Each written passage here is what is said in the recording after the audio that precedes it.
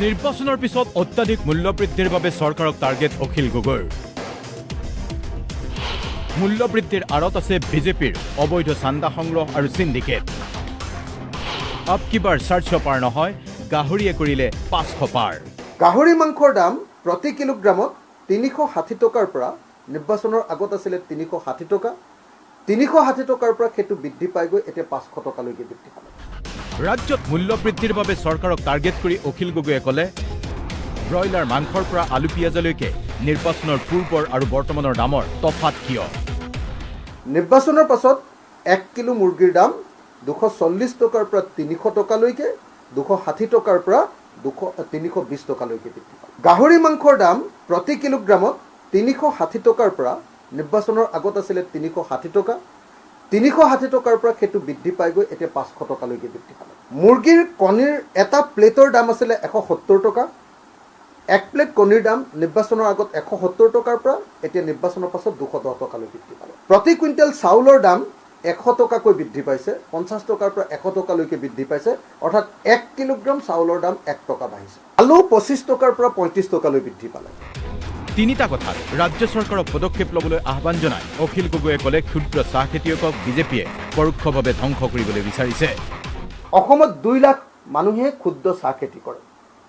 আপোনালোকে সকলোৱে জানে যে অসমৰ মুঠ চাহপাত উৎপাদনৰ 52% এতিয়া ক্ষুদ্ৰ চাহ খেতিয়কবিলাকে উৎপাদন কৰে।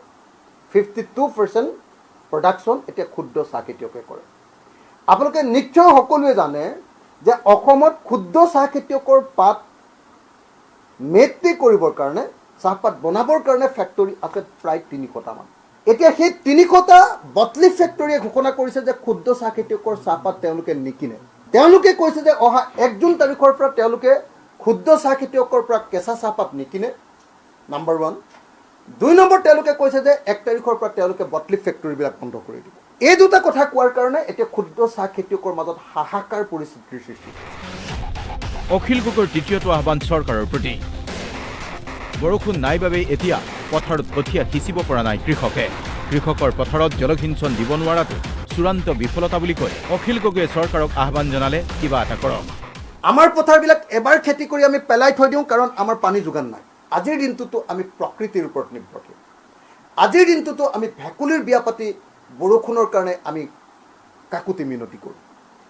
এইটো হ'ল অসম চৰকাৰখনৰ আটাইতকৈ ডাঙৰ দুৰ্বলতা। চৰকাৰে যদিও মুখেৰে কৈছে যে তেওঁলোকে অসমৰ মুঠ মাটিৰ 14% পথাৰত এতিয়ালৈকে জলসিঞ্চনৰ ব্যৱস্থা কৰিছে, আচলতে যি সময়ত বানপানী হয় সেই সময়তহে তেওঁলোকেও পানী দিব পাৰে। অসমৰ পথাৰত পানী যোগানৰ ব্যৱস্থা কৰি অচিৰেই আমাৰ কঠীয়া পৰাৰ ব্যৱস্থা গ্ৰহণ কৰে। এই সময়ত ৰাজ্যবাসীৰ মাজত আটাইতকৈ চৰ্চিত 3টা বিষয়ৰ ওপৰত চৰকাৰৰ শীঘ্ৰেই হস্তক্ষেপ দাবী। এক সংবাদমেলত অখিল গগৈয়ে ৰাজ্যৰ মুখ্যমন্ত্ৰীৰ পৰা আৰম্ভ কৰি মন্ত্ৰী পীযুষ হাজৰিকা, মন্ত্ৰী জয়ন্ত মল্ল বৰুৱাকো টাৰ্গেট কৰি ল'লে।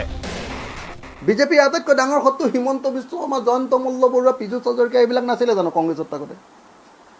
এতিয়া তেওঁলোকে ফটককৈ জাপ মাৰি দিলে। জাপ মাৰি দিয়ে এতিয়া বিজেপিৰ একদম হৰ্তা কৰ্তা বিধাতা।